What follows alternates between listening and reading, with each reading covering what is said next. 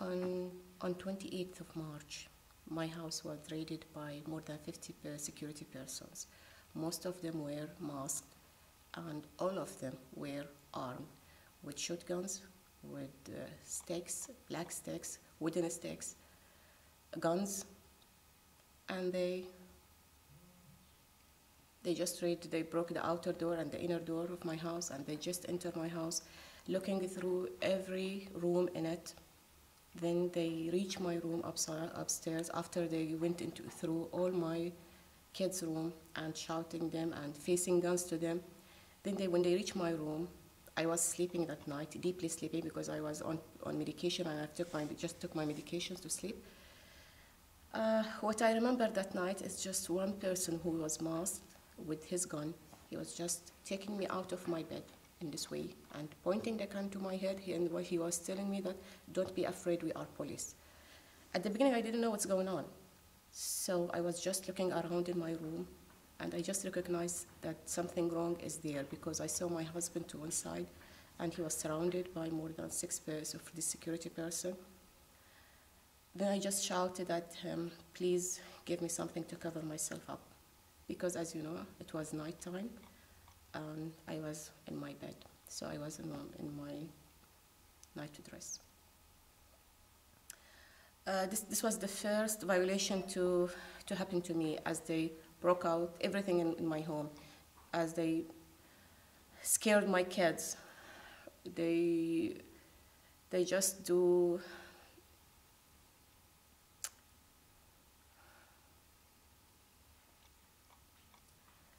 They were looking at everything in my house. They just do it as everything upside down and throw everything away, just pointing out the papers that they need. I don't know what they were looking for.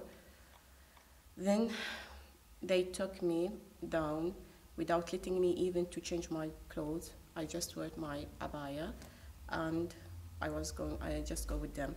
When I reached down, of course, I didn't ask for anything because my hole, as you see, it's a very big hole. It was full of these armed people, masked people, most of them in civilian dresses, but they were a lot with uniforms, which were military, Ministry of Interiors, I don't know, so many different dresses. Then they took me out. There was a bus outside there, and there was a helicopter in front of my house. The street in front of my house was full of cars. More than 12 cars were there from the beginning till the end of the street. They just took me to the bus and said me, "Just enter." They took so many things from my house, which they think they might need.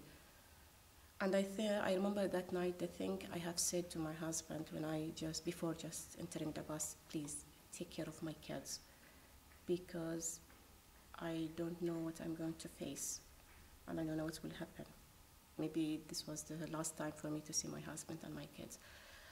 By the way, they didn't let me to say even bye to my kids that day.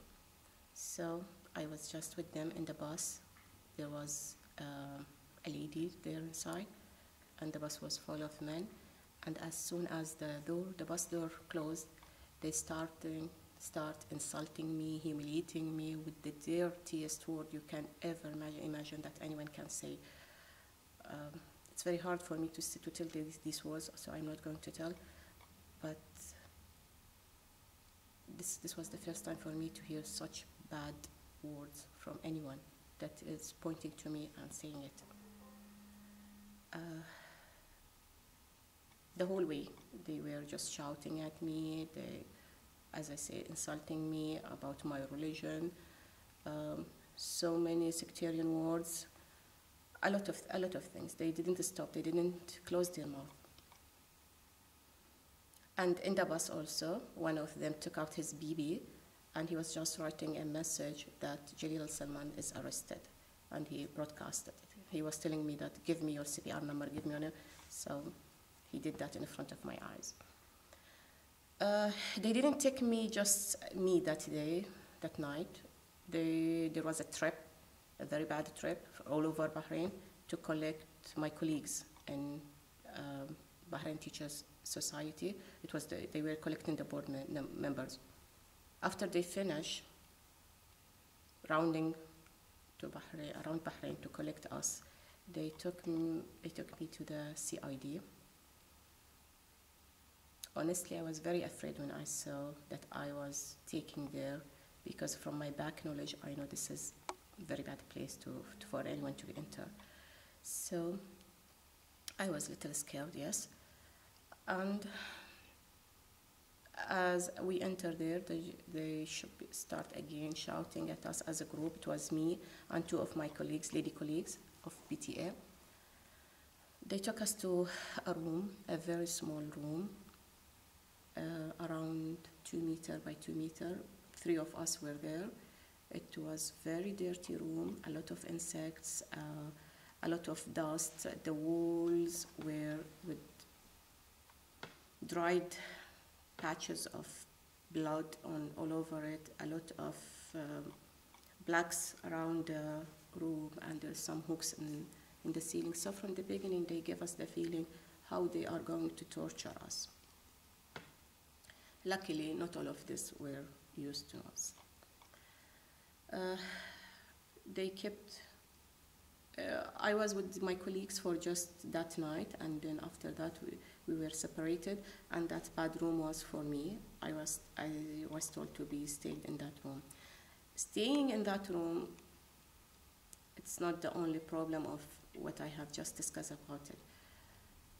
Throughout the period that I was in the CID, that was more than 10 days, most of these days, most of them, and I mean it, most of them, I was standing facing the wall, no sleeping, even with no food, no water. I was not allowed to go to toilet. I was not allowed to pray. Even when I was asking them, and I was asking me hardly that I need to pray, I need to go to toilet, he said, no, there is an order that you don't do this. Even though I was asking, what kind of order that will let me not to pray? Aren't you Muslims? They just laugh and everything will come to its normal.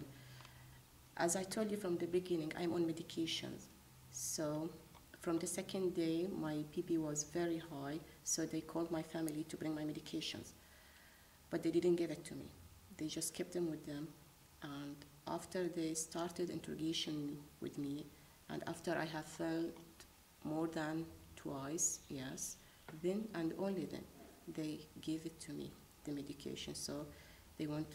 So I think this was kind of torture to me, because if you are sick and you are not taking your medications, a lot of things might happen to you.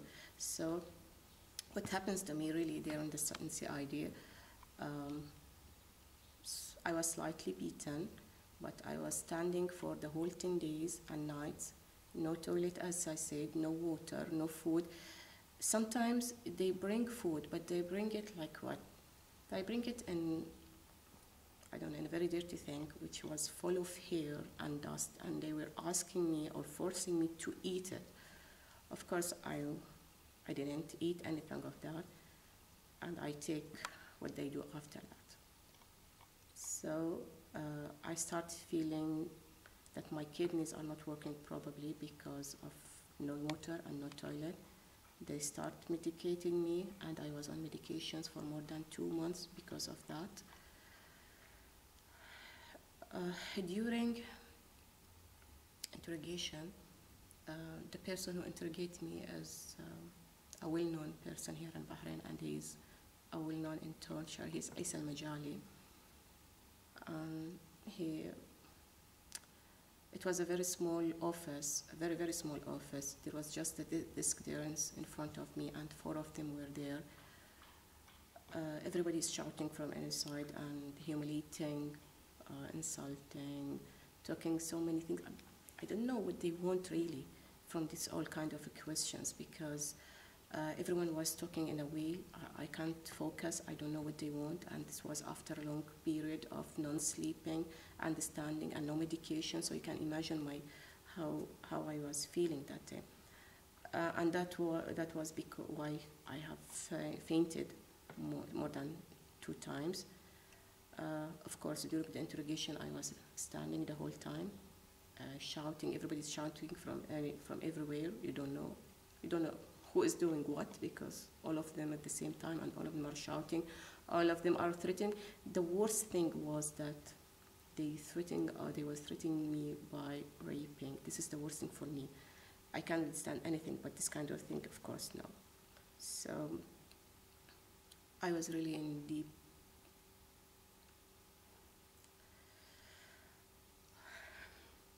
It is difficult to remember these kind of things. This was the first interrogation. Took around 3 to 4 hours. A lot of questioning. They were asking me about my relation to Iran, about what I have done in the roundabout, about my colleagues, about so many things that I couldn't recognize what they are looking for. And they didn't tell me, they just were writing my confessions, but when I came to the period that I have to sign, they didn't allow me to read what's going on there, and even I signed on 4 or 5 papers without seeing what they have wrote, and they didn't even tell me what are the accusations against me. So, under all that circumstances and the shouting for me and threatening and with these sticks and that kind of beating, so I just have to sign. They took me back to another room in which they took out my necklace, my earrings, these kind of things, and they sent me back to the same room which I was there before. And they kept me there without anything for more than 3 days. They were just, they came only at the middle of the night with the black hose. And they just knocked the door with that. You will just see the door that it's open suddenly, and they enter, men's, women's, and you don't know what they want. They will just start shouting and beating. Sometimes the beatings will not be on me and directly on my body. It will be on the walls or on the door.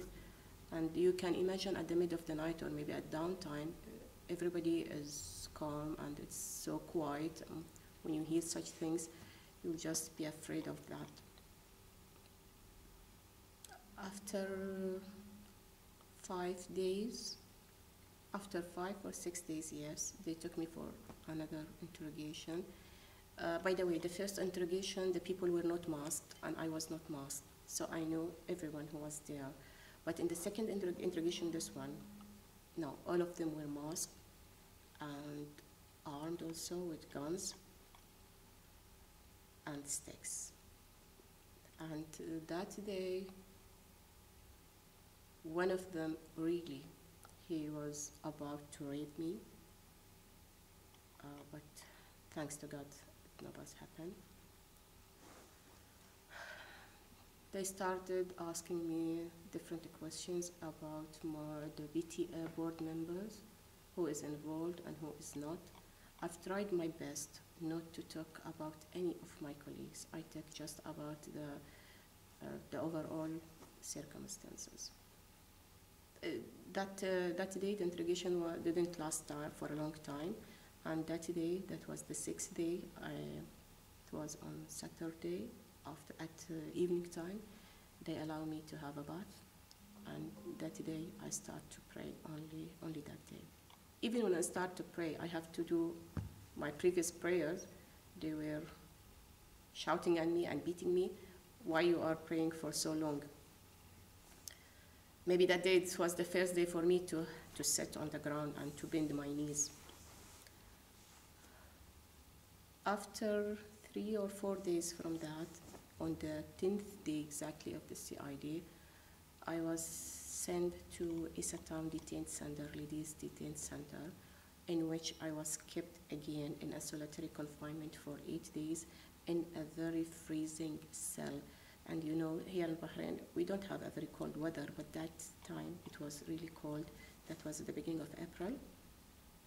and they kept me there for 8 days without any blanket, without anything. I was just trying to heat myself up with anything, but nothing was there to be heating up. They kept me there for 8 days, as I told you. My other colleagues, I don't know what happens to them because they never told me what they have done to them. We were separated from the next day. They took us, and even there in Isa town, detention center, even when I ask for toilet or something like that, they have to clear the corridors and they have to clear the toilet. No one should be there. I don't know why, but they don't want anybody to see me. They just took me to the toilet and they will start shouting, "You have 1 minute to finish it." Okay. And even when I ask for a bath to clean myself up, so it's just 3 minutes, you have to finish it. And if I take just a little bit longer, they will start knocking at the door and shouting and this kind of things. I was kept there. Of course, all of these days, no communication with my family. I know nothing about them. They know nothing about me. There was a lot of rumors outside there about what's happening to me inside, but of course I don't know. I don't have anything to tell. But when I was out of the solitary confinement after 18 days, I saw my colleagues. I was happy that they were fine. They're looking fine. Nothing wrong with them. So then, and only then, I have time to sit with them and have little chat about what happened to us. There in Isa town, there was a new kind of treatment. A lot of them were from nutrients, Bahraini nutrients, or as we call them here sometimes, the new Bahrainis. They threatened us with that we will be killed. They threatened us of beating, of the solitary confinement for anything. They were shouting at us all the time. They were treating us like goats. Even goats might be got better treatment than what we have there. I spent there more than 5 months from the first detention. It was full of a lot of insulting and humiliating.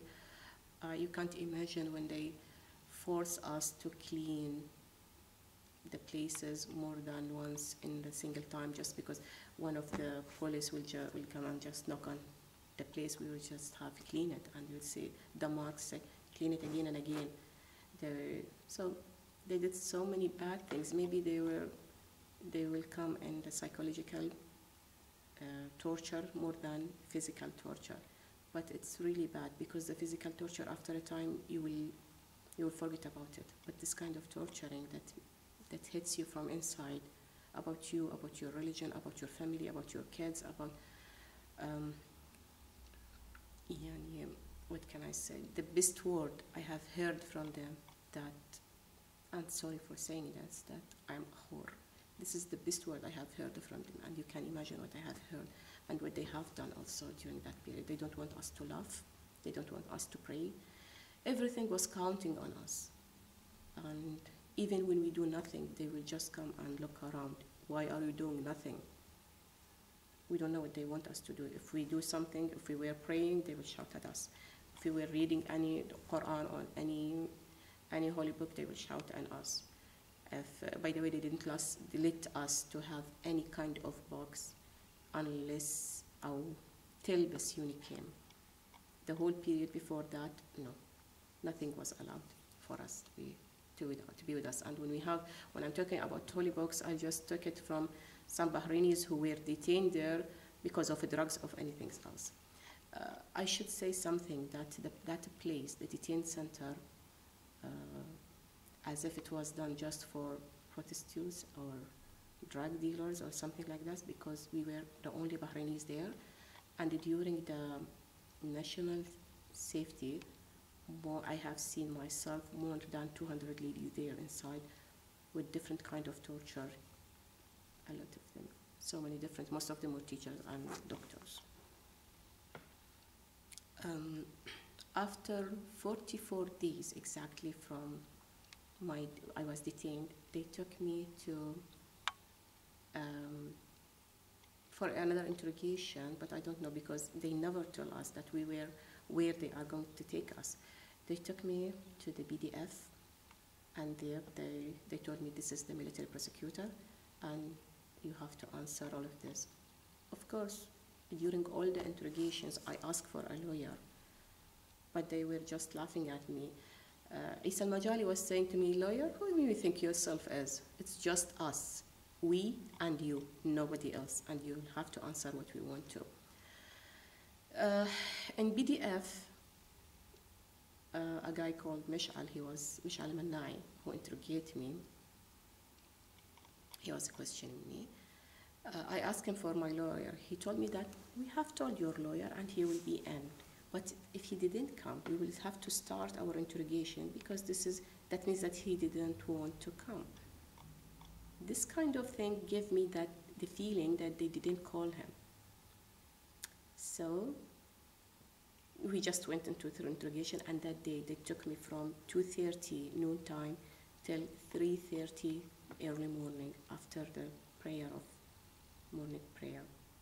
The whole 13 hours I was questioned in the question room, in the military prosecution.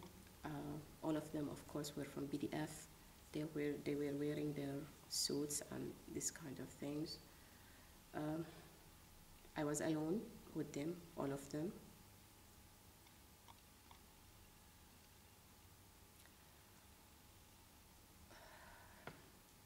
I don't know. This was the worst I have gone through, because even in the CID when I was questioned, there was some periods that I was very sick, and during that, so they will stop the interrogation for a while. But in the military prosecutor, it was continuous. They were also shouting at me all the time and insulting me, my family, my religion, so many things. And if I just answer any answer that they don't want me to say, you know, they will start doing so many bad things from inside, from any dirty word, maybe it will come from their mouth, or they will just shout. Yeah, I don't like to remember this kind of things, but these things have already happened. They took me back morning to the detention center, and I thought it was just like that. They let me to sign also my confessions. That time, yes, I have seen what was wrote on the questioning and the confessions, but I didn't have the choice not to sign. I'm alone, no lawyer, just me and them, a lot of militants. What can I do then? I have to sign what was have wrote. So I signed, yes, and they took me back to the detention center. A week later, they took me again, of course, without saying where to. But when we reached there, I recognized that it was again the military prosecution, and again the same person interrogated me with some others, new questions. But till then, I don't know my acquisitions. No one told me why I'm there. This time it takes around 6 to 7 hours, and they return me back. Before that, I have to say something that after a week of letting me free from the solitary confinement, they took me to the CID again to record my confessions. And that day, I was very sick, and also I fainted so many times. They brought me the doctors of Ministry of Interiors to see what's going on with me. Of course, I was sick, as I know, I'm on medications.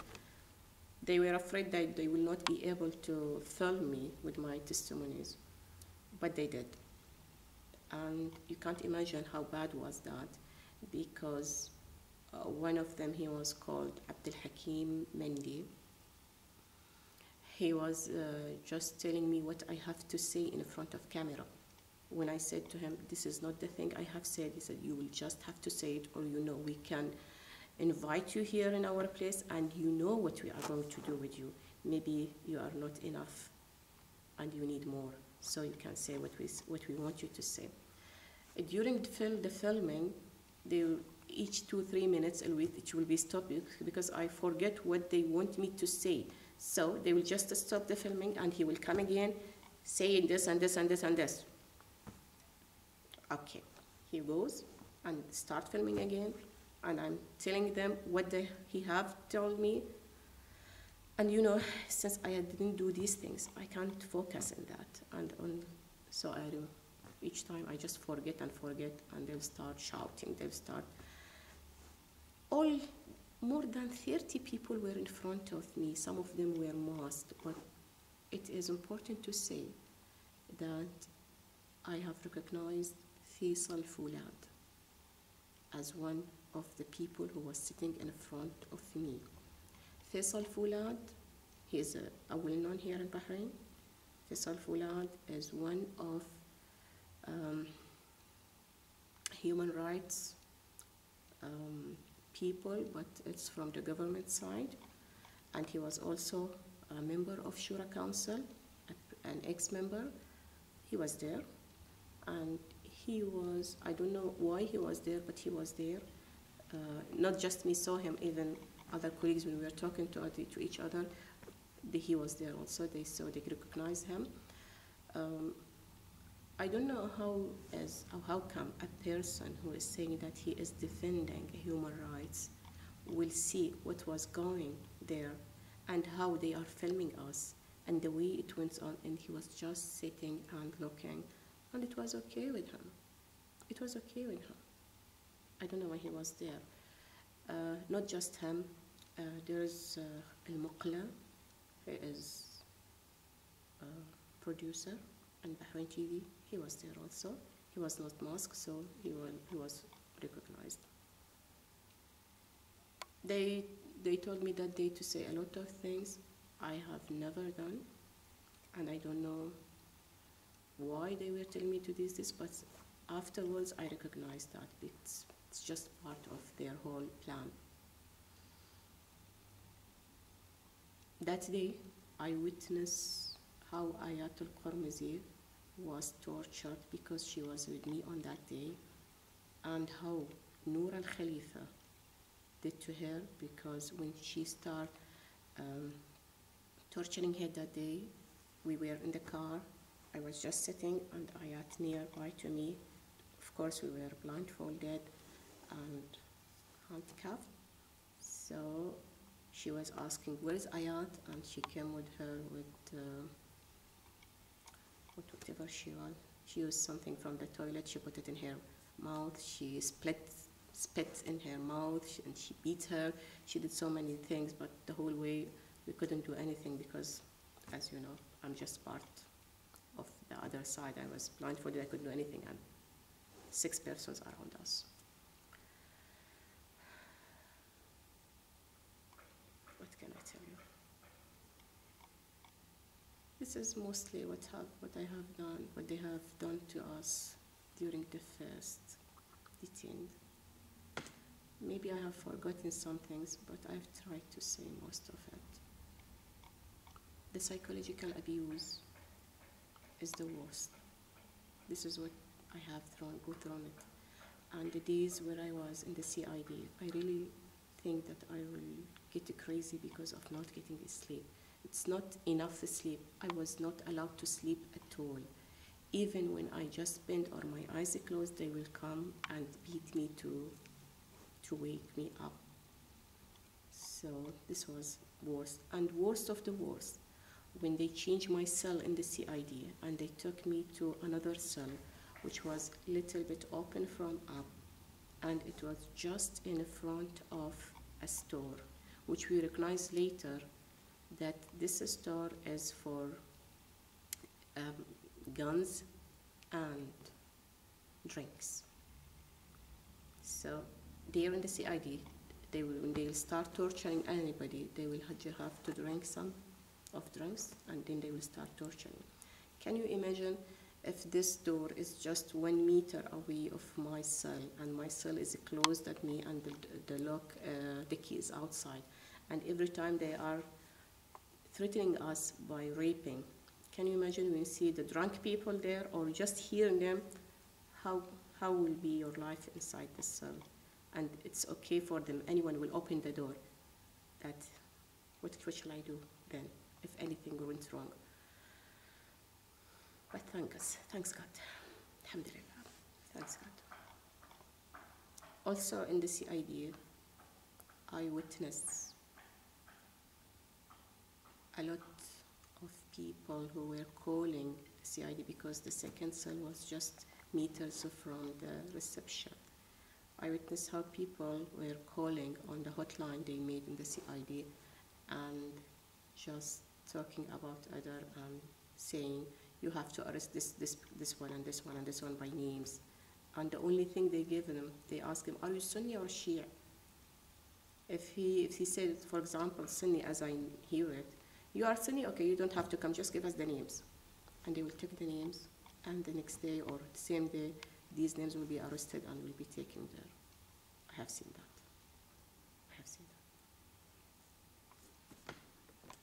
هاي النقطة الأولى، يعني وقفيني الحين.